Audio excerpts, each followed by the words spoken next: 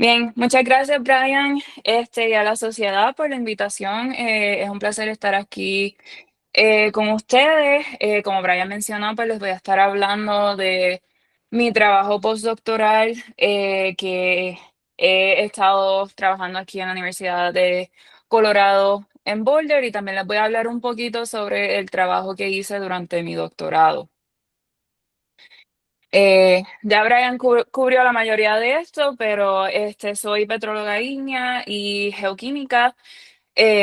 Actualmente me encuentro haciendo investigación postdoctoral aquí en la Universidad de Colorado en Boulder, y el enfoque de mi investigación ha sido estudiando la evolución de los magmas desde el origen hasta la superficie, utilizando observaciones de campo, química en escala mineral y geocronología. Eh, Aquí les estoy mostrando dos fotos tomadas en el campo.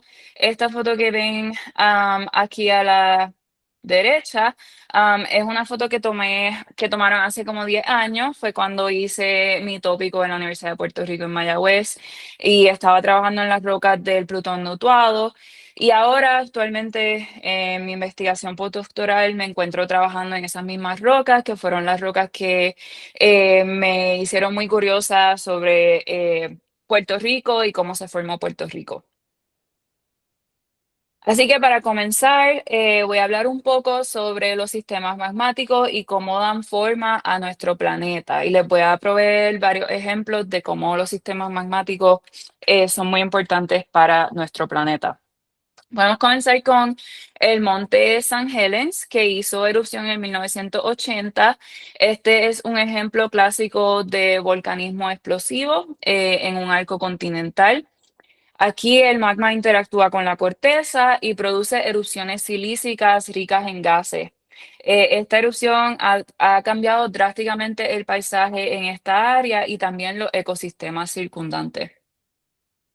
Otro ejemplo es el Half Dome en California. Esto es un cuerpo plutónico profundo que en su momento se formó como parte de un sistema magmático y hoy está expuesto en la superficie gracias al levantamiento y la erosión.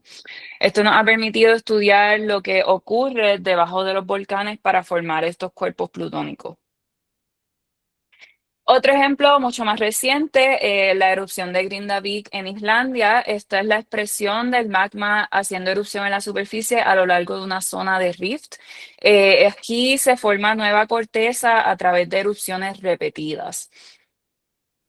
Y finalmente podemos ver el ejemplo del gran prismático en Yellowstone. Esto es un sistema hidrotermal que ha sido impulsado por un sistema magmático, y demuestra cómo los sistemas magmáticos que no han entrado en erupción por millones de años, como quiera, siguen impactando la superficie de nuestro planeta. Ahora bien, el magmatismo no es solamente una serie de eventos aislados, sí tiene una conexión y es fundamental para la evolución de la Tierra. Eh, el magmatismo es una manifestación del calor interno de la Tierra y de los procesos que ocurren en la Tierra. Ayuda a reciclar materiales entre el interior y la superficie, y influye en la formación y la destrucción de la corteza de nuestro planeta. También logra generar y concentrar recursos críticos, por ejemplo, muchos minerales y elementos de importancia económica, como el cobre, el oro, el litio, están asociados a procesos magmáticos. Por ejemplo, por aquí vemos la mina de cobre Morenci en Arizona. Esta es una de las minas más grandes del mundo y se formó a partir de fluidos magmáticos asociados con la formación de cuerpos graníticos. Las erupciones volcánicas también pueden liberar gas como el CO2 y el SO2, y esto va a influir el clima tanto a corto como a largo plazo. Por ejemplo, la erupción de Pinatubo provocó un enfriamiento temporal en nuestro planeta en 1991.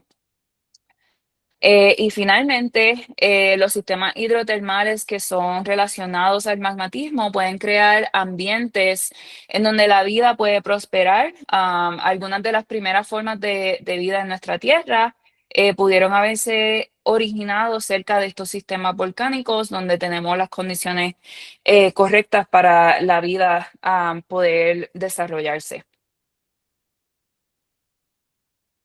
Y yo me enfoco en un tipo de magmatismo que es muy importante para la Tierra. Este le llamamos el magmatismo de arco. Aquí estamos viendo un ejemplo de el magmatismo en arco continental y les voy a estar hablando del origen, los procesos y los productos que son asociados a este magmatismo. Aquí les estoy enseñando cómo tenemos una placa oceánica que está haciendo que está haciendo subducted, voy a hablar en Spanglish aquí, está siendo subducted debajo de una placa continental.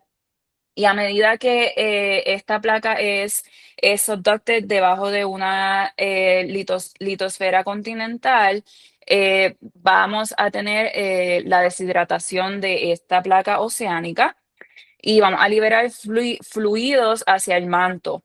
Estos fluidos van a generar fusión y van a producir magma que va a ascender por la corteza. Y así que a medida que el magma va ascendiendo por la corteza, van a haber procesos como cristalización, mezcla y almacenamiento en la corteza que van a variar dependiendo de en qué parte de la corteza nos encontremos. Este magma puede ser erupcionado en la superficie o puede ser solidificado a profundidad, formando rocas plutónicas. Y estos procesos son los que dan lugar tanto al desarrollo de los volcanes, como los Andes o a cuerpos intrusivos en la corteza. Y ahora les muestro un ejemplo de un arco oceánico, similar pero un poquito diferente, ya que aquí tenemos la placa oceánica está siendo subducted debajo de otra placa oceánica. Aquí muchos de los procesos son similares a los de los arcos continentales, pero el tipo de corteza va a generar algunas diferencias que son muy importantes. En ambos casos vamos a tener que la subducción va a liberar fluidos y estos fluidos van a llevar a la fusión del manto y van a generar magma. Sin embargo, aquí en estos arcos oceánicos, el magma va a interactuar menos con la corteza porque es más delgada y es menos evolucionada que la corteza en un arco continental. Esto va a producir magmas que son generalmente menos evolucionadas y también va a conllevar a una actividad volcánica que es distinta. Estos sistemas tienden a formar cadenas de islas volcánicas como lo son las Antillas Menores. Y sus raíces profundas normalmente pueden preservarse en ofiolitas como las que tenemos en Puerto Rico.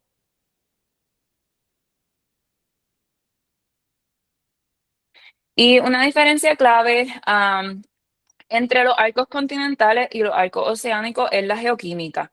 En los arcos continentales, los magmas interactúan con una corteza que es más gruesa y es más evolucionada, y por eso tienden a ser más ricos en sílice y también en ciertos elementos como estroncio, rubidio y plomo. En cambio, para los arcos oceánicos, los magmas provienen principalmente del manto y tienen poca interacción con la corteza. Y esto da a resultar que van a ser estas magmas menos evolucionadas y van a presentar características geoquímicas que son un poco más reducidas en comparación con los arcos continentales. En otras palabras, lo que vemos aquí es que la diferencia en la corteza va a controlar directamente la composición del magma que estamos viendo en la superficie. Y otra forma de lograr ver estos contrastes es usando isótopos de neodimio, que nos van a ayudar a entender el origen de los magmas. Aquí les estoy presentando un mapa global en donde podemos observar que los arcos oceánicos tienen valores de neodimio más altos. Por ejemplo, si miramos aquí a donde se encuentran las Antillas Menores, podemos ver que estos valores son más positivos. Lo que significa es que hay una mayor contribución del manto y poca influencia de la corteza. En cambio, si miramos a los arcos continentales como los Andes, particularmente los Andes centrales, los valores van a ser más bajos y esto refleja que hay una incorporación de corteza más antigua y evolucionada. Pues, en otras palabras, los isótopos de neodimio nos permiten distinguir entre magmas que son más juveniles y aquellas que han sido modificadas por la corteza.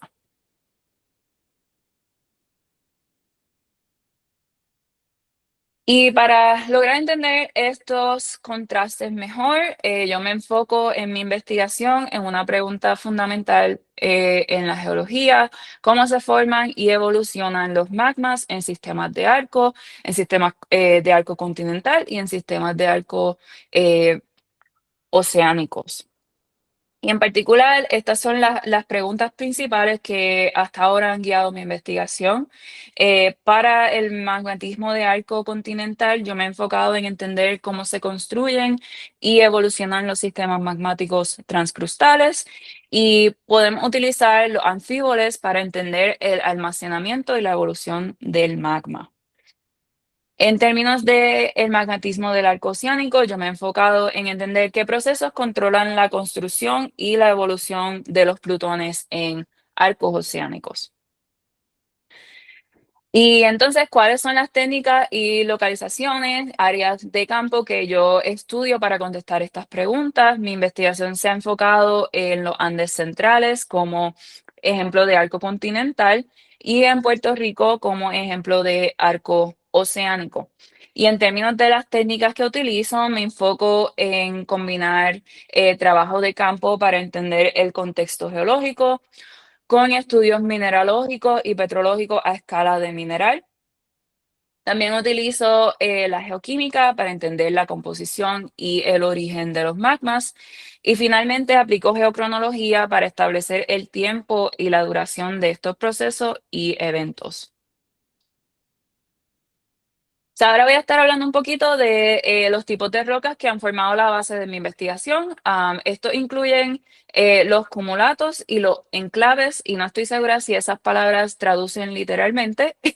So, cumulates y enclaves, los cuales proporcionan información diferente, pero complementaria sobre los procesos magmáticos en arcos continentales y arcos oceánicos. So, para mi doctorado, yo me enfoqué en estudiar sistemas volcánicos en los Andes centrales, estudié las andesitas y también estudié un tipo de roca que es un poco menos común, las hornblenditas, las cuales se forman debido a la acumulación de cristales dentro de un sistema magmático. En Puerto Rico, yo me he enfocado en los sistemas plutónicos. He estado estudiando la granodiorita de Puerto Rico y también en los enclaves o los enclaves, que son rocas que son visiblemente distintas a la unidad huésped, que en este caso es la granodiorita, y que se encuentran incorporadas y así las tenemos en la superficie. Y en estas rocas yo he utilizado un mineral que es muy común, pero también es muy poderoso en este tipo de estudios. He estudiado mucho el anfíbol, porque puede registrar información crítica sobre los procesos magmáticos. El anfíbol incorpora una variedad de elementos traza que son sensibles a las condiciones magmáticas. eh, Sus composiciones nos permiten estimar las condiciones de presión y temperatura a la que se ha cristalizado, y podemos utilizar diferentes geotermobarómetros para proporcionar información sobre las profundidades donde este anfíbol fue cristalizado. También muchos de estos anfíboles presentan zonación química, y esto refleja cambios y procesos dentro del sistema magmático, procesos como la recarga de magma, la mezcla, la descompresión o variaciones en el contenido de agua. Aquí yo les voy a estar presentando mucho sobre la geoquímica del anfíbol para poder reconstruir la historia magmática y comprender mejor cómo se han evolucionado estos magmas en estos diferentes arcos. Para esta primera parte de la charla me voy a estar enfocando en mi investigación en el magmatismo de arco continental. Específicamente me voy a estar enfocando en cómo se construyen y evolucionan los sistemas magmáticos transcrustales y también podemos utilizar a los anfíboles para registrar el almacenamiento y la evolución del magma. Y para proveerle un poquito de background, tradicionalmente, cuando pensamos en nuestra educación de geología, hemos pensado que los sistemas magmáticos se forman como grandes cámaras de magma dentro de la corteza. Pero esta idea, pues recientemente, en los últimos 10, 20 años, ha cambiado y hoy entendemos que estos sistemas son sistemas transcrustales. ¿O qué significa esto? Pues estos son zonas que están interconectadas y tenemos fundido o melt y un mush, que les voy a explicar lo que es ahora, que se extienden a lo largo de la corteza. So, en estos sistemas vamos a ver que la mayor parte del magma existe como un mush y cuando me refiero al mush es una mezcla de cristales, de fundido y de volátiles que se encuentra presente en el sistema. Y lo bueno de estos sistemas es que podemos utilizar diferentes minerales o cargas de minerales que se encuentran dentro de estos sistemas magmáticos. En particular, el anfibol tiende a ser un mineral que podemos utilizar para entender y reconstruir estos procesos porque tiende a ser un mush. So, tiende a estar dentro del sistema como esta mezcla de cristal fundido y volátil. Así que mi investigación se ha enfocado en estudiar estos sistemas transcrustales en los Andes. Esto es un ejemplo moderno de un arco continental que ha sido formado por la subducción de la placa de Nazca bajo la placa de Sudamérica. Este proceso ha dado lugar a un arco volcánico que se extiende desde Colombia hasta Chile.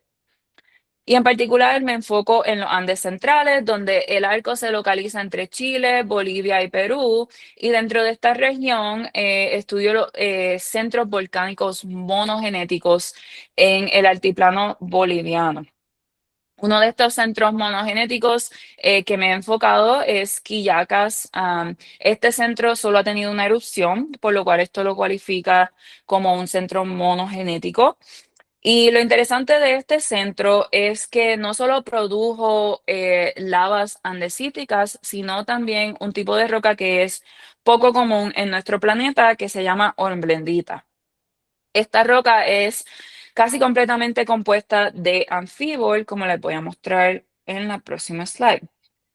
Aquí estamos viendo imágenes polarizadas de estas hornblenditas y como podemos ver están dominadas por anfíbol, que viene siendo esta fase amarilla que estamos viendo aquí en la parte de arriba. Eh, y esta fase se ha formado como una fase, le llamamos acumulada, lo cual correlaciona con el término que le estaba mencionando anteriormente de mush. Y vemos también que hay otra fase mineral que se encuentra entre los espacios de este anfíbol y esta fase es la plagioclasa. So, nada más mirando aquí estas imágenes, pues tenemos una idea de que estas hornblenditas se cristalizaron con naturaleza acumulada o como un mush dentro de un sistema magmático. Y aquí podemos ver un close-up de imágenes de backscatter. No sé cómo traducir esa palabra, si alguien sabe. Tomadas en un Scanning Electron Microscope o un SEM. Eh, y aquí lo que podemos ver es los detalles más finos de estos anfíboles. Este cristal que estamos viendo aquí, estos tres cristales, son anfíboles. Y podemos ver que tienen estos bordes muy interesantes que son policristalinos. Cuando nos acercamos a mirar estos bordes policristalinos un poco más, podemos ver que tenemos tres fases de minerales presentes. Tenemos plagioclasa, tenemos piroxeno y tenemos óxidos que están presentes en estos bordes policristalinos. Y estos bordes son muy comunes en todos los anfíboles que vemos en estas hornblenditas. Aquí les voy a mostrar un diagrama que resume las relaciones isotópicas de las hornblenditas y las lavas del centro Quillacas en comparación con distintos reservorios de los Andes centrales. Ahora, aquí hay bastante información en este diagrama. El mensaje principal que quiero llevar es que los isótopos de estroncio y neodimio se pueden utilizar para entender el origen de los magmas. Son estas muestras que están aquí en verde y los cuadrados rosita. En estas muestras los isótopos se encuentran en rangos más similares a los de la corteza inferior para esta región. Así que esto nos dice a nosotros pues que estas hornblenditas probablemente se originaron cerca o en la corteza inferior de esta área. Ahora nos encontramos interesados en entender si estaba fraccionando este anfíbolo en varias zonas dentro de la corteza y también si estos anfíboles se derriban de un solo fundido, de un solo magma o de varios magmas.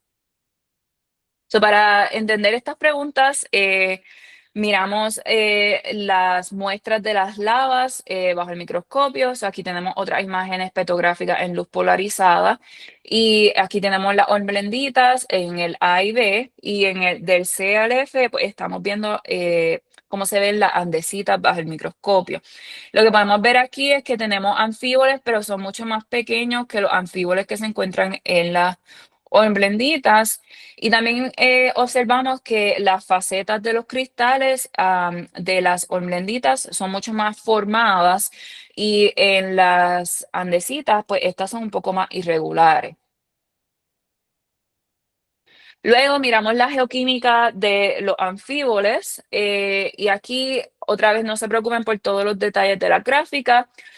Son dos ideas claves que quiero que se lleven de este slide. Primero, la composición indica que estas anfíbolas son principalmente t-shirt so hay muchos tipos de anfíboles y aquí pues tenemos que la mayoría de los que estamos estudiando pues son t-shirt. Luego podemos mirar a los elementos traza y cuando miramos estos elementos, pues podemos ver que los anfíboles en la andesita están ligeramente un poco más enriquecidos que los de las hornblenditas.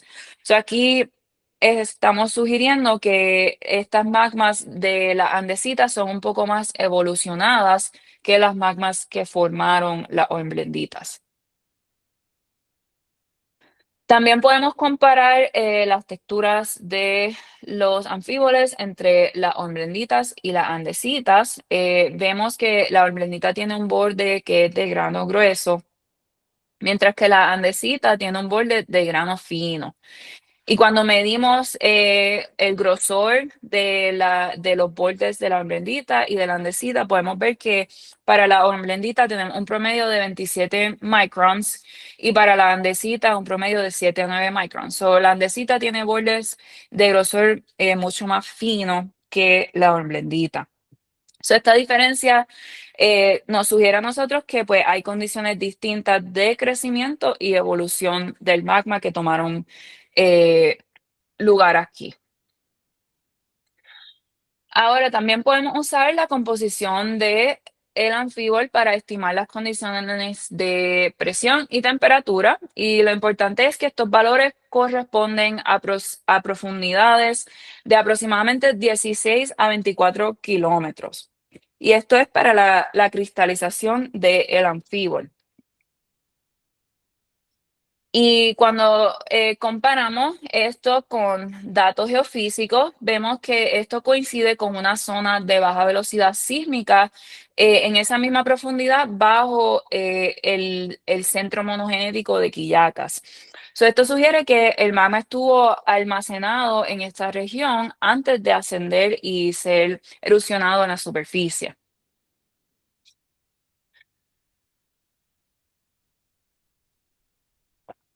Ahora, por aquí les voy a presentar un modelo petrogenético para el volcán Quillacas basado en el mineral anfíbol. Primero, en la etapa 1 tenemos una zona de mush, una zona de acumulado, que aquí fue donde se cristalizaron estas hornblenditas y están ubicadas a una profundidad aproximadamente de 18 a 22 kilómetros. Luego tenemos la etapa 2, en donde el sistema ha sido reactivado mediante una recarga máfica. O tenemos un nuevo magma que vino desde el manto y entró a este lugar de almacenamiento. Aquí este nuevo magma recalienta el sistema y genera reacciones con los anfíbolas que ya estaban presentes aquí, y esto conlleva a los bordes que estábamos viendo anteriormente. Y finalmente tenemos en la última etapa, en donde el magma asciende hacia la superficie. Durante este ascenso ocurre descompresión. Esto genera los bordes que vimos en las andesitas, y eventualmente esto culmina en la erupción en la superficie. Entonces podemos ver que estos cristales están registrando todo el proceso desde almacenamiento profundo, recarga, hasta el ascenso y la erupción de estas magmas en la superficie. Ahora, para concluir esta parte de la presentación, voy a estar contestando las preguntas que presenté anteriormente.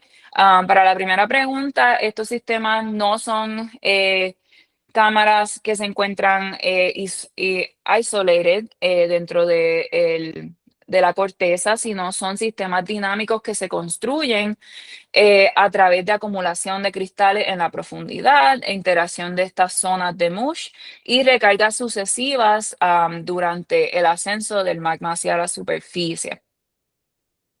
Y podemos utilizar los anfíboles para registrar cambios en condiciones físicas y químicas, y también estos cristales capturan la historia del magma a lo largo del sistema transcrustal.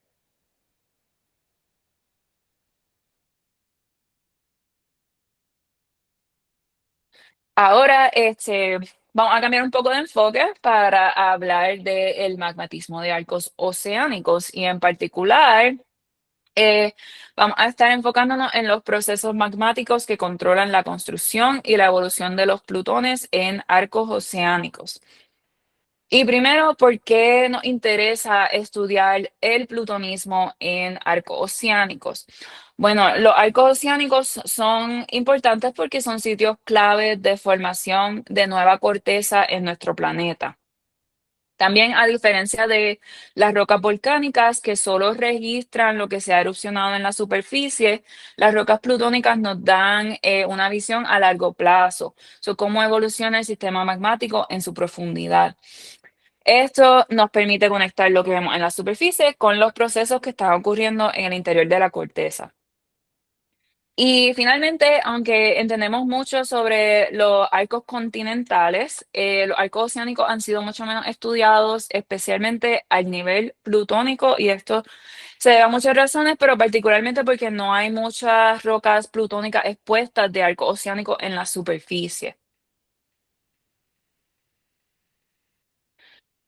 Así que podemos ir a Puerto Rico. Como un arco oceánico fósil, Puerto Rico ofrece una oportunidad única para explorar los remanentes de procesos magmáticos antiguos y su contribución al desarrollo de la región del Caribe. Puerto Rico fue formado por la subducción protocaribeña que comenzó en el Jurásico Superior, y esta continuó hasta el Eoceno. Esta subducción de la placa norteamericana bajo la placa caribeña llevó a la construcción del sistema de arcos de las Grandes Antillas, que está compuesto de Cuba, Jamaica, La Española y Puerto Rico. En Puerto Rico tenemos un excelente récord del arco magmático. Particularmente tenemos rocas plutónicas excelentes que podemos estudiar. Y en Puerto Rico esta actividad plutónica duró desde 85 millones de años hasta 38 millones de años. Y en Puerto Rico se han identificado alrededor de 14 cuerpos plutónicos expuestos en la superficie. En este trabajo yo me he enfocado en uno de los más grandes y mejores expuestos, el Plutón nutuado.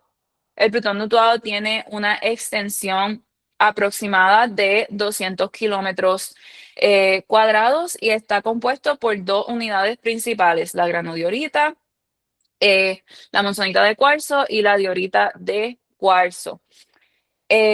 Y esta unidad de grano diorita ha sido datada a aproximadamente 70 millones de años.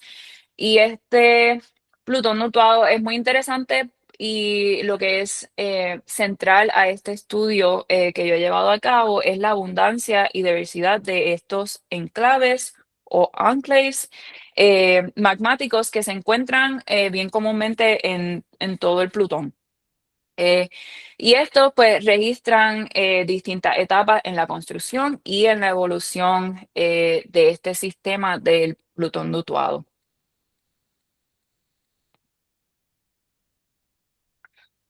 So, con este contexto en mente, el objetivo de mi trabajo es entender cómo se construyó y evolucionó el Plutón nutuado a lo largo del tiempo. So, mi investigación se ha enfocado en tres preguntas principales: cómo se construye el Plutón a partir de diferentes pulsos de magma, cómo registran los anfíboles la evolución del magma y cómo es afectada la arquitectura del Plutón con recargas máficas. Sí que como mencioné antes, una de las características más importantes del Plutón nutuado es la gran cantidad y la variedad de estos enclaves magmáticos, que básicamente van a ser fragmentos de magma que quedaron atrapados y que nos van a ayudar a reconstruir cómo se fue construyendo este Plutón. En este estudio hemos identificado dos tipos principales de enclaves. El enclave tipo 1 tiene una textura intergranular. Aquí estamos viendo un ejemplo de cómo se ve en el campo y cómo se ve en luz polarizada. Esta textura indica que hubo una cristalización un poco más ligera, más rápida en el sistema magmático. Tenemos el enclave tipo 2 que muestra una textura ay, yo no lo puedo pronunciar, poiquilítica. Y este es el tipo 2. Esta textura sugiere que hubo un enfriamiento más lento y que hubo mayor interacción con el magma alrededor. So, en ambos tipos también encontramos anfíboles con cristales bien formados y otros que han sido parcialmente desarrollados y algunos que también muestran evidencia de que han reaccionado con el magma. Ahora les voy a presentar datos de roca entera o whole rock data para evaluar la diversidad composicional del sistema. Aquí en este diagrama de la izquierda vemos que tanto las rocas huésped, sola granodiorita, como los enclaves abarcan un rango amplio de composiciones, desde dioritas hasta granodioritas y monzonitas. Y segundo, cuando miramos a los patrones normalizados al manto primitivo, todos los grupos están mostrando una señal típica de arco y tenemos también una clara reducción en niobio y tantalón, que son dos minerales que comúnmente son usados para determinar si algo es de arco o si es de de otro área tectónica. Y también podemos mirar los patrones de tierras raras o rare earth elements. Estos son bastante similares entre las muestras y tampoco muestran una anomalía significativa de europio. Y esto no es muy importante, eso no lo tienen que recordar, pero solo aquí lo presento por si acaso. Aquí lo que quiero que se lleven es que esto sugiere que aunque existe alguna diversidad composicional, estos magmas están probablemente genéticamente relacionados. Lo que significa que eh, eh, estamos viendo un sistema que es un solo sistema junto y probablemente solo tenemos diferentes magmas que están interaccionando. Ahora podemos pasar de roca entera a escala de cristal. Aquí empezamos a ver los procesos que antes estaban un poco ocultos por la roca de data entera. Y primero podemos ver que las anfíbolas, aquí estamos viendo data de las anfíbolas en la granodiorita. Lo que estamos viendo aquí es que sí vemos diferentes características que no veíamos anteriormente. Aquí vemos una anomalía de Europio que indica que hay un rol importante de plagioclasa en la evolución de este magma.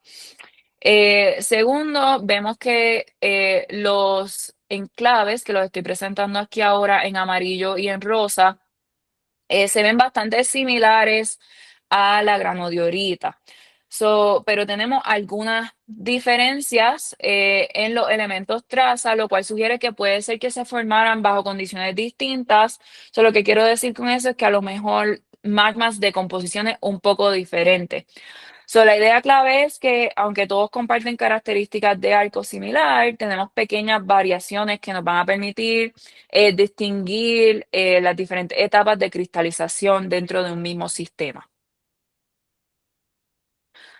Ahora, si vamos un poco más allá de los elementos traza, podemos mirar otros elementos como circonio, circonio, circonio y titanio. Este, y tenemos que aquí podemos utilizar el circonio y el titanio para entender más sobre la diferenciación del magma. En este caso, tenemos en los valores bajos de circonio y titanio, dominan los enclaves y estos representan magmas más primitivas.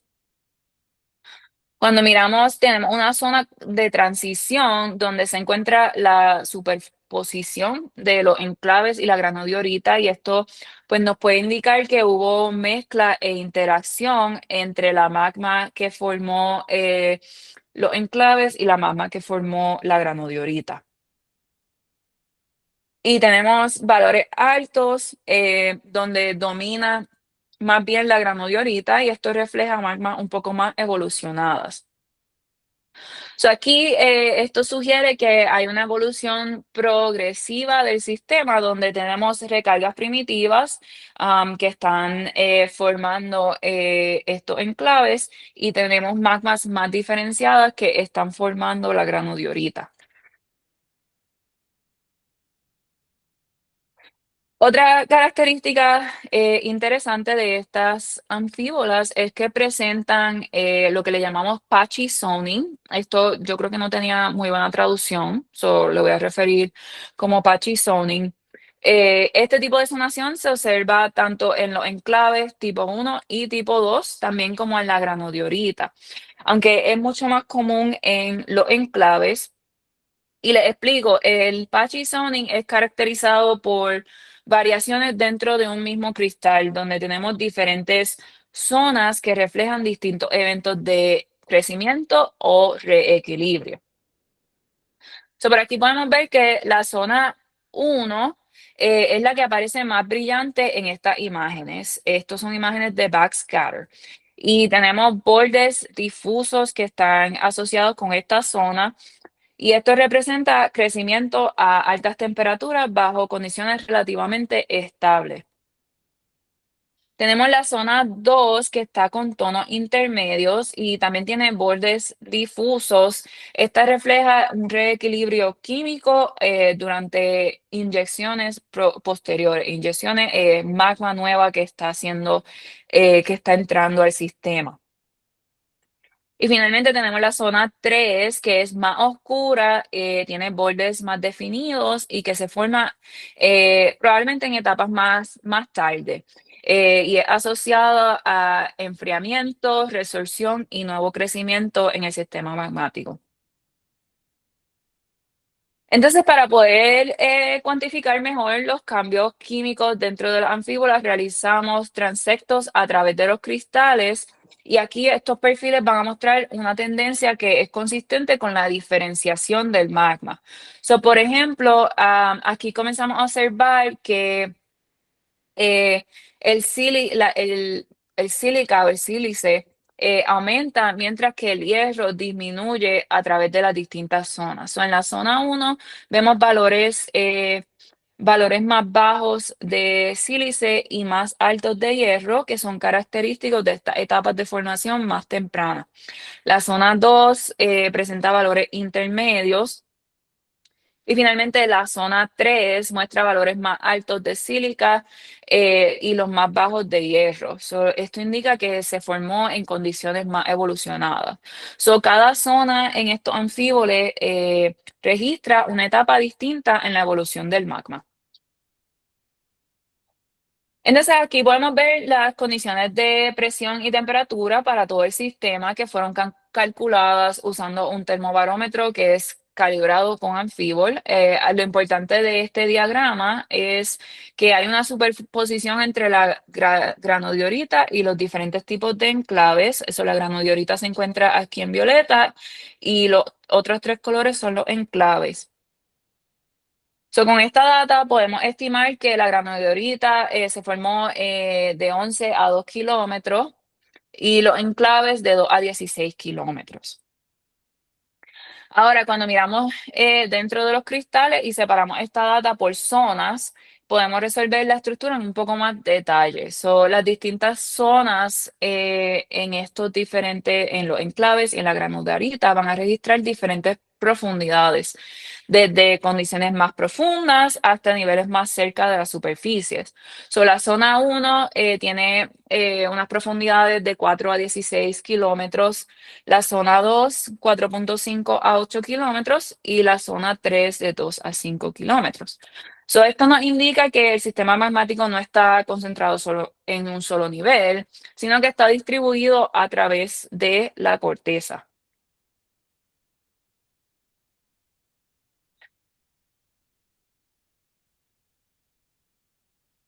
Ahora, usando la composición de los anfíboles, podemos estimar también la composición del magma con el que están en equilibrio, es decir, el magma en el que se cristalizaron.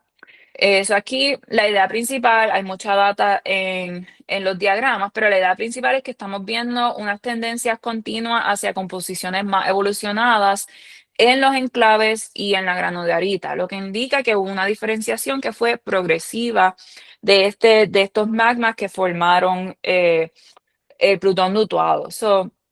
Aquí podemos ver que la zona 1 de los anfíboles, corresponde a magmas más primitivos. La zona 2 se encuentra relacionada con posiciones intermedias y la zona 3 a magmas mucho más evolucionados. Y finalmente, si evaluamos si hubo extracción de fundido en este sistema. Y cuando hablamos de extracción de fundido o extracción de magma, nos referimos a que una parte del magma líquido se separa de un sistema que está rico en cristales o tiene muchos cristales. Es como si este líquido se filtrara y dejara atrás un residuo más cristalino. Estamos usando aquí varios indicadores geoquímicos y logramos ver un patrón bastante claro, eh, que los enclaves y la granodiorita muestran señales opuestas. Esto es lo que se espera ver si cuando el parte del fundido se separa de un sistema que tiene muchos cristales o del mush como habíamos hablado. En resumen, aquí podemos ver que los enclaves representan ese residuo cristalino o el mush, mientras que la granodiorita va a representar el fundido que fue extraído. Y lo interesante de esto es que solo se necesita una pequeña cantidad de extracción, como 5 a 10%, para generar las diferencias que vemos en nuestra data.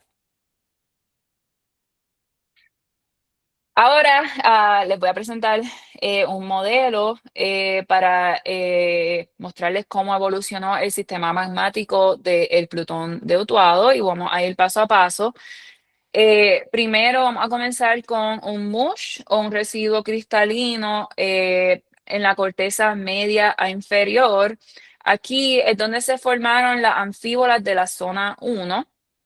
Estas registran las condiciones iniciales del sistema magmático, teníamos altas temperaturas y magmas menos evolucionados. Luego tenemos la recarga o la inyección de un nuevo magma y esto causa que el sistema se reactive. En esta etapa ocurre la extracción de fundido que acabamos de hablar y esto deja atrás un residuo que es rico en cristales Esto corresponde a los enclaves tipo 1. Y a medida que continuamos con la evolución, vemos que hay mezcla e interacción dentro del sistema y esto se queda registrado en el patchy zoning que le había enseñado anteriormente de las anfíbolas y en la formación de los enclaves tipo 2. Y finalmente el sistema se va a enfriar y los magmas se van a volver más evolucionados. Los anfíbolas van a registrar estas condiciones en la zona 3 y el sistema termina solidificándose como la granodiorita, que es el cuerpo plutónico predominante en Utuado. En conjunto podemos ver que este modelo muestra una evolución progresiva desde un mush profundo pasando por recarga y mezcla hasta solidificación final. Ahora, para resumir, los plutones de arco oceánico se construyen de manera incremental a través de estas inyecciones sucesivas de magma. Hay diferentes procesos de hibridación y enfriamiento en varias etapas de este sistema. Y podemos utilizar estas cargas de anfíbol para lograr entender estos procesos de almacenamiento y diferenciación en estos arcos oceánicos.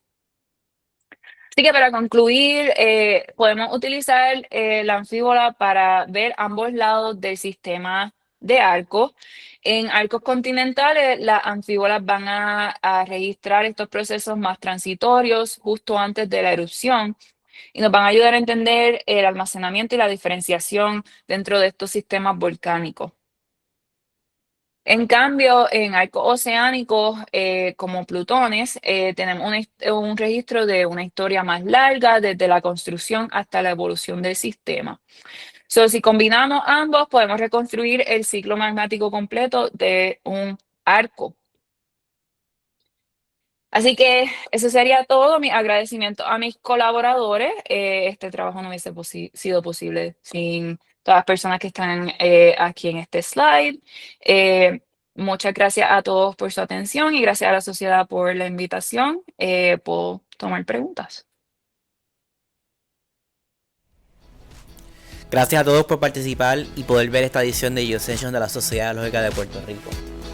Si tienen alguna pregunta para nuestros recursos, no duden en dejarla en los comentarios del video y con gusto se las haremos llegar. Si les interesa participar como recurso en futuros Geosessions, pueden escribirnos al correo que aparece en la descripción. Y si no son miembros de la sociedad aún, los invitamos a hacerse miembros a través del enlace también disponible en la descripción. Gracias por su apoyo continuo y nos vemos en la próxima edición de Geosessions.